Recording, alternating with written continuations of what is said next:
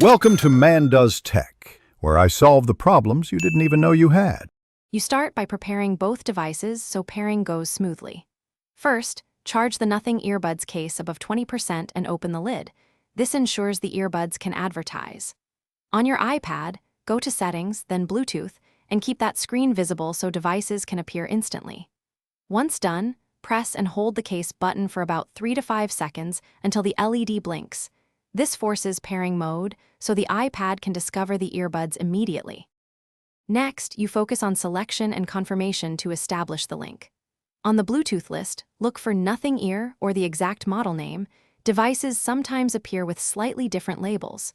Tap that name once it shows up, and then wait for the iPad to display connected. If the iPad asks to confirm pairing or allow audio permissions, accept them. This step authorizes the audio profile and microphone access. Once connected, playback should route to the earbuds automatically. Finally, verify the setup and know one solid fix if things go wrong. Play a video or ringtone to confirm sound comes through the Nothing Earbuds and adjust volume on the iPad. This proves the A2DP profile is active. If the earbuds never appear, reset them by holding the case button for about 10 seconds to clear previous pairings, then retry.